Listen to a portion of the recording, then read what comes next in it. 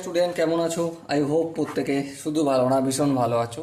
স্ক্রিনের ওপরে যে প্রশ্নটা দেখা যাচ্ছে সেই প্রশ্নটা আমরা মন দিয়ে পড়বো, বুঝবো, তারপর অঙ্কটা করার চেষ্টা করব। কি বলেছে দেখো, if theta is an acute angle and sin theta into cos theta equal to 2 cos q theta minus 1 by 4 into cos theta, then the value of sin theta is, sin theta চারটা value মধ্যে কোনটা ঠিক হবে সেটা বলতে হবে।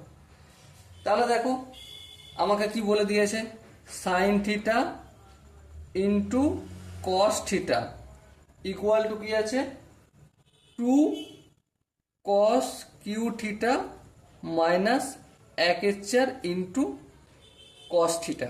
এটাই তো রয়েছে, হ্যাঁ ঠিক এটাই আছে। তাহলে দেখো আমরা একটা কাজ করব, কি কাজ করব, বাম দিকটা করছি, দু জায়গা থেকে cos থিটা কমন নেবো। হ্যাঁ cos থিটা কমন নিলাম, তাহলে এখানে 2 cos q থিটা ছিল, তাহলে cos থিটা কমন নিয়েছে, কি পড়ে থাকবে, 2 cos স্কয়ার থিটা পড়ে থাকবে। ওকে, মাইনাস cos থিটাটা যদি কমন চলে যায় তাহলে এখানে কি পড়ে থাকবে, 1/4 পড়ে থাকবে, তাই না? আর এই দিকটায় কিতে আছে, sin theta into cos theta. এবার দেখো এই sin থিটা এই cos থিটার সঙ্গে গুণ আছে, আবার এই cos থিটা এর পুরোটার সাথে গুণ আছে, অপোজিট দিকে এই cos থিটাটাকে পাঠালে ভাগ হবে, ভাগ হলে এই দুটো কেটে যাবে। বুঝতে পেরেছো নিশ্চয়ই? আই হোপ প্রত্যেকের বোঝা গেছে। এবার দেখো এখানটা লক্ষ্য করো, কিছু নেই, এই 2 cos স্কয়ার থিটা, এবার একটু কাজ করবো, ভগ্নাংশের যোগ বিয়োগ করবো, নিচে কিছু নেই মানে 1 আছে, 1 আর 4 লসাগু 4, 4কে 1 দিয়ে গুণ করলে 4 হয়, সরি ভাগ করলে 4 হয়, 4কে 2 cos স্কয়ার থিটা দিয়ে গুণ করলে 8 cos স্কয়ার থিটা হয়ে যায়। বেশ, এখানটা বোঝা গেল। আচ্ছা এবার লক্ষ্য করো, 4কে 4 দিয়ে ভাগ করলে কি হয়, 1 হয়। বেশ, 1 যদি হয়, আবার 1কে 1 দিয়ে গুণ করলে 1, তাহলে -1 হলো। এই 4টা এখানে আমার ভাগের আকার আছে, অপোজিট দিকে পাঠালে কি হয়ে যাবে, 4 sin theta equal two 8 cos square theta আছে, cos স্কয়ার থিটার জায়গায় আমি 1 মাইনাস sin স্কয়ার থিটা লিখবো। কোনো আপত্তি আছে?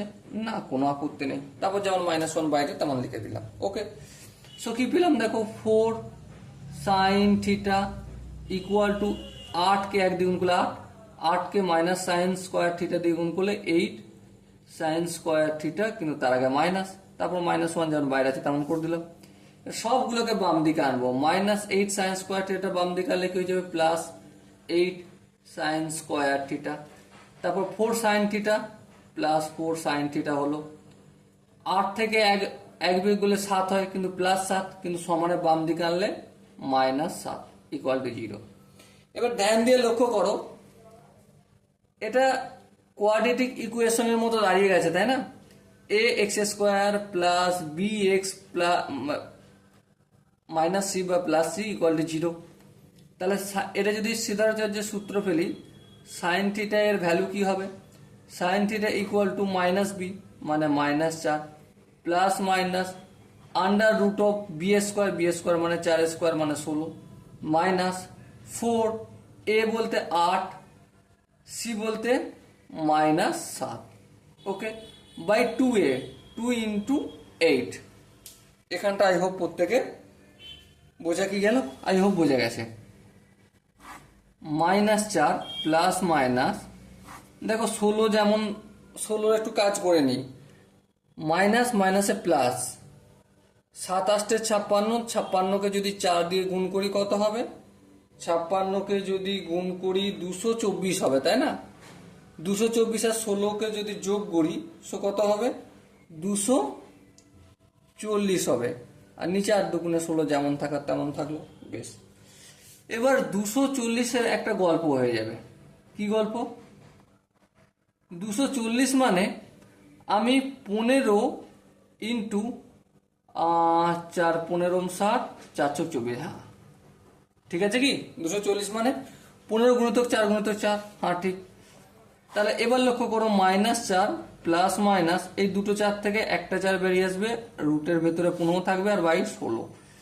এবার দেখো এই দুটো চার থেকে একটা চার কমন নেবো, কাটাকাটি করব, তাহলে কি থাকবে -1 হবে এখানটা, প্লাস মাইনাস √15, আর এই 4টা কেটে 16টা কেটে 4 হবে। বেশ, এবার যেহেতু সাইন থিটাটা কি বলেছে, থিটার মানটা একই, সেহেতু সাইন থিটা আমি কোনটা ধরবো, প্লাসটা না মাইনাসটা, অবশ্যই প্লাসটা ধরবো। তাহলে √15 -1/4, প্লাসটা ধরেছি, মাইনাসটা রিজেক্ট করলাম। Okay, so dear student, I hope এই কোশ্চেনের প্রতিটা স্টেপ বোঝা গেছে। যদি কোনো স্টেপ বুঝতে অসুবিধা থাকে, ডাউট থাকে বা কনফিউশন থাকে, তার জন্য তো কমেন্ট বক্স খোলা রইল। ওকে, সো ডিয়ার স্টুডেন্ট, দেখা হচ্ছে পরবর্তী সেশনে। ততক্ষণ পর্যন্ত ভালো থেকো, সুস্থ থেকো এবং জয় হিন্দ।